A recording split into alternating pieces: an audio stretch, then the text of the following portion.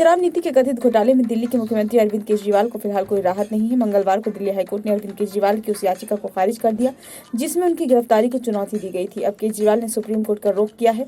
हालांकि शीर्ष कोर्ट के मामले में तत्काल सुनवाई से इनकार कर दिया है। कोर्ट का कहना है कि याचिका पर सोमवार से पहले सुनवाई नहीं हो सकती। इससे पहले अदालत में प्रवर्तन निदेशालय ने अरविंद केजरीवाल को जमानत देने का कड़ा विरोध किया। वहीं केजरीवाल की तरफ से वरिष्ठ वकील अभिषेक मनु सिंघवी ने पैरवी की और उनके राहत देने की मांग की। सिंघवी ने लोकसभा चुनाव से जोड़ते हुए आप नेता की गिरफ्तारी के समय पर भी सवाल उठाए। हालांकि अदालत ने तमाम दलीलों को खारिज कर दिया। याचिकाकर्ता की ओर से पेश वरिष्ठ वकील अभिषेक मनु सिंघवी ने अदालत के सामने तर्क दिया कि केजरीवाल की गिरफ्तारी का समय सीधे तौर पर आगामी लोकसभा चुनाव 2024 में समान अवसर यानी लेवल प्लेइंग फील्ड को प्रभावित करता है।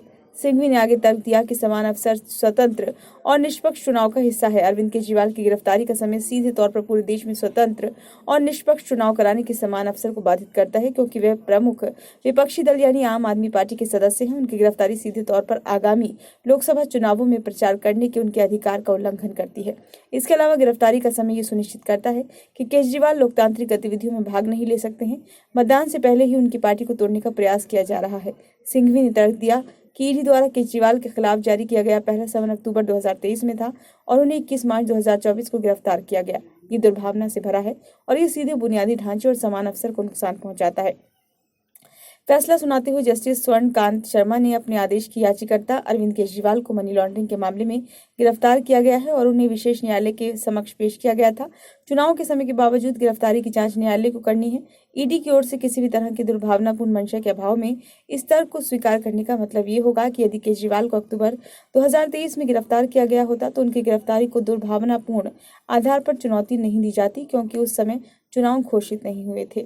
दिल्ली हाईकोर्ट ने कहा कि यदि इस तर्क को मानता है तो ये स्वीकार करना होगा कि यदि कोई व्यक्ति जांच एजेंसी के समक्ष खुद को पेश करने में देरी करता है तो वे इसका फायदा उठा सकता है और बाद में दुर्भावनापूर्ण होने का बहाना बना सकता है।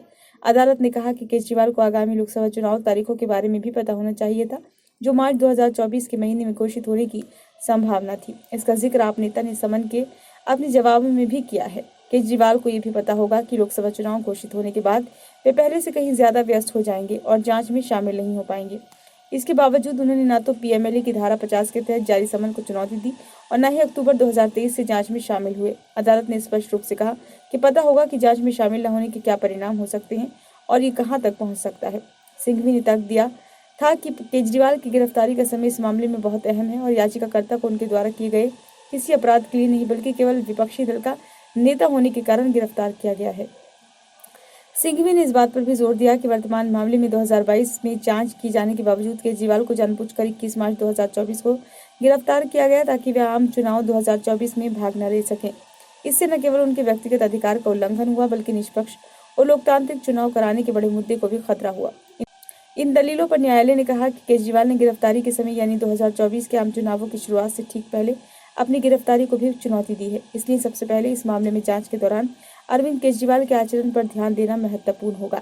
अदालत ने कहा कि केजरीवाल को आम चुनावों की घोषणा के बाद यह आदर्श आचार संहिता लागू होने के बाद पहली बार नहीं बुलाया गया था, बल्कि पहला समन उन्हें अक्टूबर 2023 में भेजा गया था। ये अरविंद केजरीवाल खुद ही थे जिन्होंने जांच में शामिल नहीं होने का फैसला किया था, लेकिन उन्होंने सभी समन का जवाब भेजा था। न्यायालय ने इसे जांच एजेंसी के साथ आप नेता का असहयोग बताया और कहा कि जो इस तथ्य से स्पष्ट है कि वे 9 समन दिए जाने के बावजूद जांच में शामिल होने में विफल रहे।